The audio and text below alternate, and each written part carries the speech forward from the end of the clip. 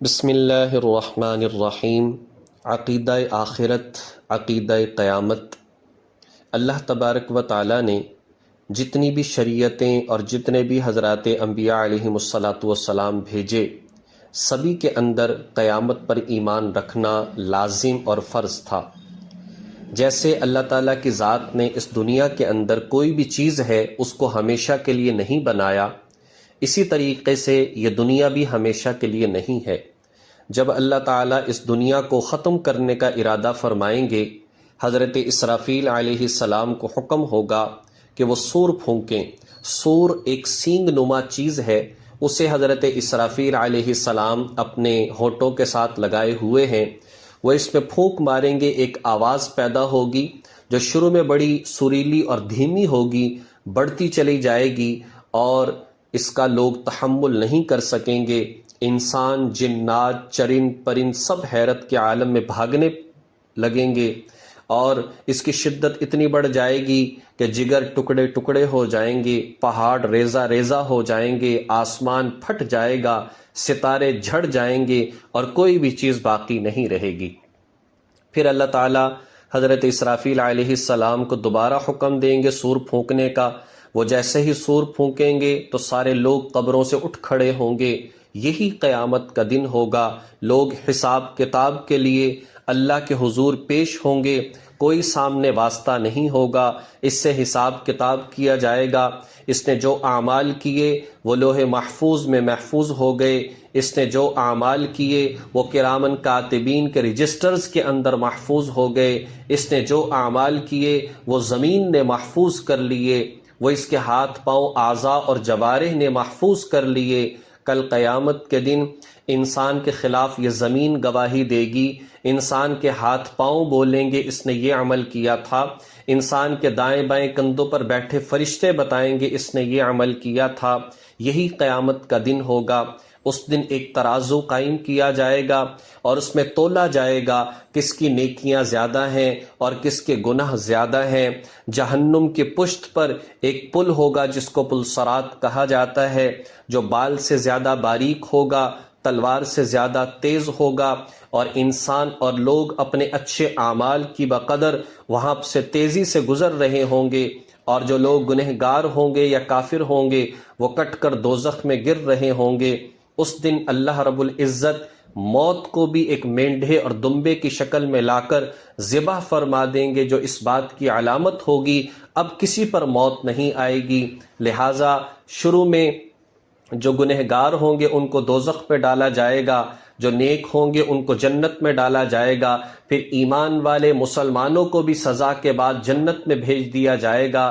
اب ایمان والے جنت میں جا چکے اور کافر دوزخ میں جا چکے، اور دونوں کے اندر موت نہیں ہے، یہ ہمیشہ ہمیشہ کی زندگی ہوگی۔ اسی کو قیامت کہا جاتا ہے۔ دوسری بات ہے پردے کے حوالے سے اللہ تبارک و تعالیٰ نے شریعت اسلامیہ کے اندر بالغہ عورتوں کے لیے پردے کی بہت زیادہ تاکید کی ہے۔ گھر سے نکلنے کو اچھا نہیں سمجھا گیا، بلکہ فرما دیا کہ نماز کے معاملے میں بھی مسجد کے اندر پڑھی ہوئی نماز فضیلت نہیں رکھتی، وہ مقام نہیں رکھتی، بلکہ گھر کے اندر اندر والے کمرے کے اندر عورت اگر نماز پڑھے وہ اعلیٰ اور افضل ہے۔ یعنی کہ عبادت کے معاملے میں اور فرض عین کے معاملے میں بھی اللہ تبارک و تعالیٰ نے عورت کو گھر میں نماز پڑھنے کا حکم دیا ہے۔ اب یہاں پر سوال یہ ہے کہ عورتیں جو ہے وہ کن سے پردہ کریں اور کن سے پردہ نہ کریں۔ محارم وہ رشتہ دار کہلاتے ہیں کہ جن سے عورت کو پردہ کرنا ضروری نہیں۔ نمبر 1 شوہر، نمبر 2 باپ، نمبر 3 چچا، نمبر 4 ماموں، نمبر 5 سسر، نمبر 6 بیٹا، نمبر 7 پوتا، نمبر 8 نواسا، نمبر 9 شوہر کا بیٹا یعنی کہ کوئی پہلے شوہر سے بیٹا ہے تو، نمبر 10 داماد، نمبر 11 بھائی، نمبر 12 بھتیجا، نمبر 13 بھانجا، اور نمبر 14 مسلمان عورتیں۔ یہ محارم کہلاتے ہیں، ان سے کسی قسم کا کوئی پردہ نہیں۔ دوسرے ہیں نامحرم رشتہ دار، یعنی کہ وہ رشتہ دار جن سے پردہ فرض ہے۔ جتنے بھی کزن ہیں، خالہ زاد ہو، ماموں زاد ہو، چچا زاد ہو، پھپھی زاد ہو، یہ سب غیر محرم۔ اسی طرح سے دیور، جیٹھ، سب غیر محرم، بہنوئی، نندوئی، خالو، پھوپھا، شوہر کا چچا، شوہر کا ماموں، شوہر کا خالو، شوہر کا پھوپھا، شوہر کا بھتیجا، شوہر کا بھانجا، یہ سب کے سب غیر محرم ہیں۔ جو ہے ان کے ساتھ ظاہری بات ہے کہ کبھی مستقبل میں نکاح بھی ہو سکتا ہے، اس وجہ سے ان کے ساتھ پردہ لازم اور ضروری ہے۔ البتہ جو عورت کسی مجبوری کی وجہ سے ملازمت کرنا چاہے وہ مکمل پردے میں جا سکتی ہے، لیکن غیر محرموں کے ساتھ بلا وجہ اختلاط نہ ہو، بلا ضرورت بات چیت نہ کی جائے۔ گھروں میں کام کرنے والے نوکر اور نوکرانیاں یہ بھی غیر محرم ہوتے ہیں، ان سے بھی جو ہے مجبوری کی بات کرنی چاہیے اور پردے کا بھی جہاں تک ہو سکے اہتمام کرنا چاہیے۔ جوائنٹ فیملی سسٹم کے اندر ظاہری بات ہے کہ جیسے دیور اور جیٹھ کا ذکر آیا اور رشتوں کا بھی ذکر آیا جو غیر محرم ہیں، وہاں پر بھی حتی الامکان کوشش کی جائے کہ جی وہاں پر بھی پردے کا اہتمام کیا جائے، لیکن ایک مجبوری کی وجہ سے، اختلاط کی وجہ سے ظاہر ہے کہ وہ نقاب تو نہیں کر سکتی، لیکن وہاں پر بھی اہتمام کیا جائے کہ بلا وجہ گپ شپ اور اس طرح سے ایسے معاملات نہیں ہونے چاہیے۔ لیکن کام کاج میں چہرے کا کھول لینا، بازوؤں کا اوپر چڑھا لینا، اس کی بہرحال شریعت کچھ نہ کچھ اجازت دیتی ہے۔ بعض لوگ جو ہے یہ بات کہتے ہیں کہ جی پردے کا شریعت اسلامیہ میں کوئی حکم نہیں، تو ان کے لیے بات یہ ہے سورہ نور کی آیت نمبر 30 اور 31، سورۃ الاحزاب کی آیت نمبر 33 اور 59، 1 کم 60، ان آیات کا تفسیر کے اندر مطالعہ کیا جائے تو بات سمجھ میں آ جاتی ہے کہ شریعت نے کس قدر اس حکم کو تاکید کے ساتھ بیان کیا ہے۔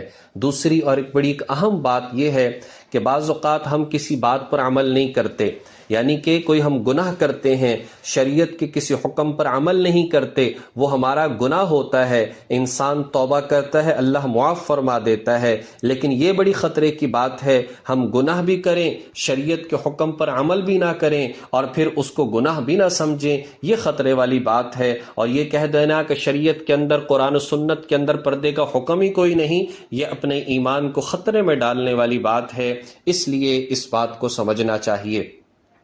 اللہ تبارک و تعالیٰ نے اس پردے کے اندر بہت زیادہ انعام رکھا ہے۔ ظاہر ہے کہ شریعت کا حکم ہے، اللہ تعالیٰ کی ذات نے اس کا انعام رکھا، جنتی عورت قرار دیا۔ فرمایا حضرت عبد الرحمن بن عوف رضی اللہ تعالیٰ عنہ سے روایت ہے، کہا کہ عورت 5 نمازوں کی پابندی کرے، رمضان کے روزوں کی پابندی کرے، اپنی عزت عصمت کی حفاظت کرے اور شوہر کی فرما برداری کرے تو یہ جنت کے جس دروازے سے چاہے جنت میں داخل ہو سکتی ہے۔ ایک اور حدیث کے اندر آتا ہے کہ عورت سراپا پردہ ہے، یعنی کہ پوری کی پوری عورت جو ہے وہ چھپانے کی چیز ہے، اس لیے جب وہ گھر سے بے پردہ ہو کر نکلتی ہے تو شیطان اس کو جھانکتا ہے، یعنی کہ لوگوں کو اکساتا ہے تو اس کو دیکھو۔ اس لیے بعض لوگ یہ سوال کرتے ہیں جی چہرے کا پردہ نہیں، تو یاد رکھنا چاہیے کہ چہرے کا ہی تو اصل میں پردہ ہے، باقی جسم دیکھیں ایک محرم اور ایک غیر محرم۔ جو ہمارا باپ ہے، جو ہمارا بیٹا ہے، ہم اس کے سامنے اپنے پیٹ کو کھولنا مناسب نہیں سمجھتے، اپنے جو ہے سطر کو ظاہر کرنا مناسب نہیں سمجھتے، اپنی کمر کو کھولنا مناسب نہیں سمجھتے، جو ہے سینے کو کھولنا مناسب نہیں سمجھتے۔ جب ان کے سامنے بھی اپنے چہرے کو کھولتے ہیں، اپنے ہاتھوں کو کھولتے ہیں، اپنے پاؤں کو صرف کھول لیتے ہیں، تو وہ لوگ جو کہ بالکل اجنبی اور غیر محرم ہیں تو ان کے ساتھ فرق یہی ہوگا کہ اپنے چہرے کو پھر چھپایا جائے۔ اللہ تبارک و تعالی ہمیں ان باتوں کو سمجھ کر عمل کرنے کی توفیق عطا فرمائے۔